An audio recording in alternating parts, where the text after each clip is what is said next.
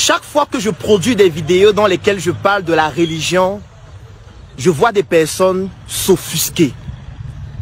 Je vois en commentaire des personnes se fâcher. Des personnes m'insulter. Des personnes me calomnier en disant « Ce gars, c'est un démon. Ce gars, c'est un diable. C'est la manifestation de Mammon sur terre. » Ce que je vais dire actuellement va certainement vous choquer encore plus.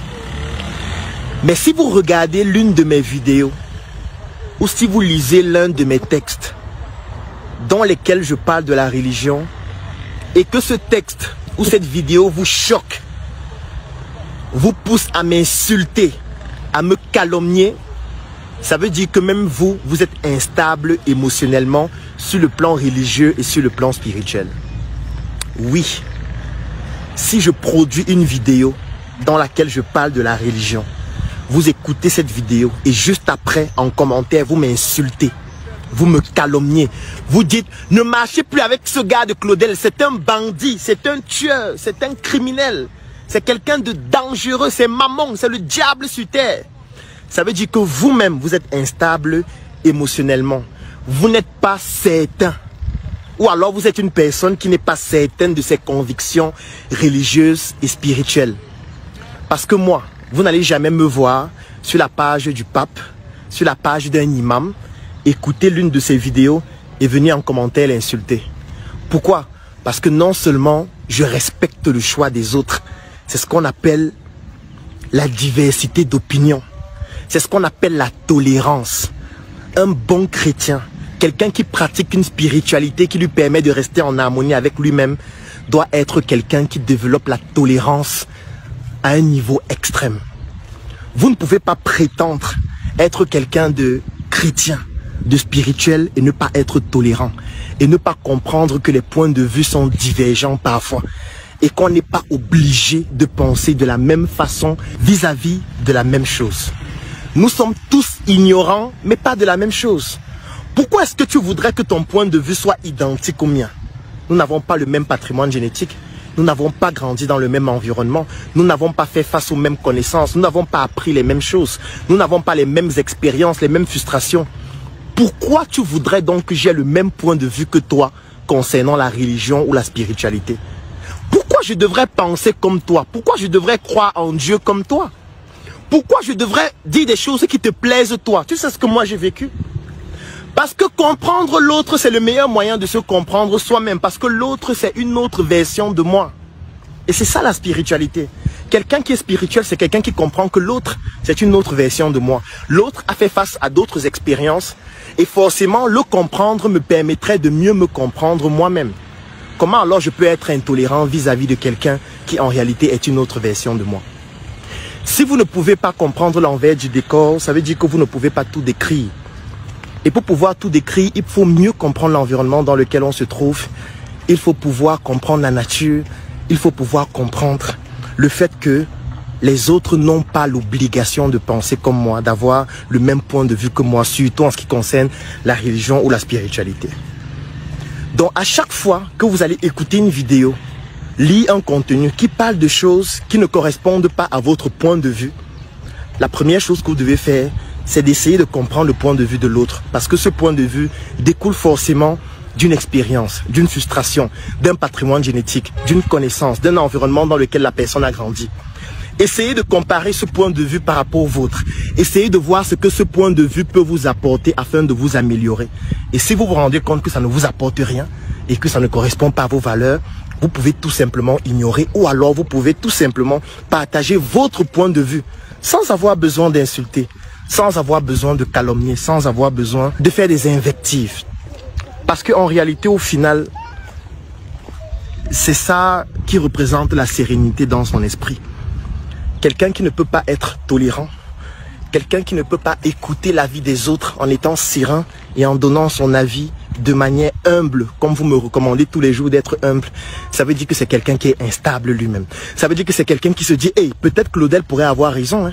Ça veut dire que c'est quelqu'un qui se dit, peut-être je suis en train de me tromper depuis. C'est pour ça que pour pouvoir extérioriser ses frustrations, il est obligé d'insulter Claudel, il est obligé de calomnier Claudel, il est obligé de dire que Claudel vraiment c'est un bandit, c'est un voleur, c'est un arnaqueur. Non, moi je suis serein.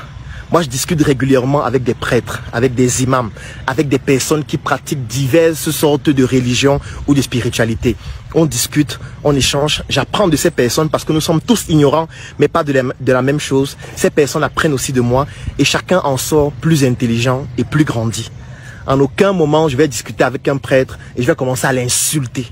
En aucun moment, je vais discuter avec un imam, il va me parler du Coran et je vais commencer à l'insulter. Parce que non, j'ai une sérénité d'esprit. Je comprends ce que c'est que la diversité d'opinions. Je sais ce que c'est que la tranquillité dans la compréhension du monde qu'on a. Pourquoi est-ce que je vais insulter quelqu'un lorsque je sais qu'en réalité, la tolérance, c'est l'une des vertus spirituelles les plus importantes? Vous allez remarquer dans ce commentaire ou dans les commentaires, il y a des gens qui vont venir m'insulter. Il y a des gens qui vont venir me calomnier. Il y a des gens qui vont venir dire vraiment, tu racontes des bêtises. Chaque fois que vous voyez quelqu'un réagir de cette façon, ça veut dire que cette personne a des plaies émotionnelles, spirituelles profondes. Et en réalité, ce que vous devez faire, c'est d'aider ces personnes-là. Il faut aider les personnes qui vous insultent. Il faut aider les personnes qui vous calomnient. Il faut soutenir les personnes qui ne passent pas une journée sans vous indexer comme étant le responsable de leurs problèmes. Parce qu'en fait, ce sont des personnes qui ont tellement recherché des solutions à leurs problèmes qu'elles sont devenues malades de la recherche des solutions. Donc vous devez pouvoir les accompagner, les aider. Merci beaucoup à toutes les personnes qui m'insultent. Merci beaucoup à toutes les personnes qui me calomnient. Merci beaucoup à toutes les personnes qui m'injurient au quotidien et ne loupent jamais une occasion pour me montrer que je ne vaux rien. Ou alors qui ne loupent jamais une occasion pour raconter au monde entier que je suis quelqu'un de bandit, de voleur.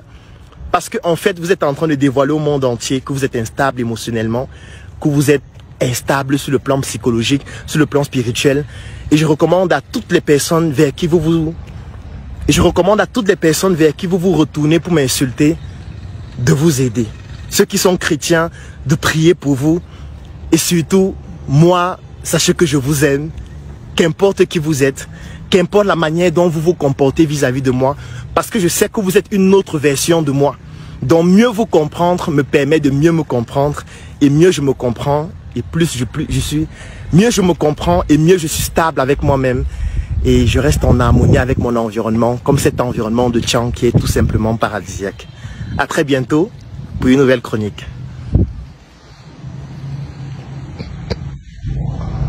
J'offre 3 mois d'accompagnement sur mesure gratuitement à tous les membres de la Startup Academy. La Startup Academy, c'est cette initiative qui a vu le jour en 2016 et qui est basée sur un trépied que nous appelons le trépied idéologique qui comporte la sensibilisation en ce qui concerne l'entrepreneuriat, la formation sur tous les métiers et les secteurs d'activité qui tournent autour des opportunités d'affaires et enfin l'investissement dans des projets. Que vous soyez un débutant, un étudiant, un entrepreneur ou alors toute personne qui est intéressée par les affaires, durant cet accompagnement qui va durer 3 mois et qui est entièrement gratuit, vous allez bénéficier de notre retour d'expérience, de notre visibilité et surtout de nos stratégies qui vont permettre à votre projet de pouvoir décoller. Je vais laisser un lien dans la description de cette vidéo et en commentaire. Vous cliquez dessus, vous remplissez le formulaire pour pouvoir bénéficier en exclusivité de cet accompagnement gratuit sur mesure par rapport à votre activité qui va durer 3 mois. Rendez-vous à la Startup Academy.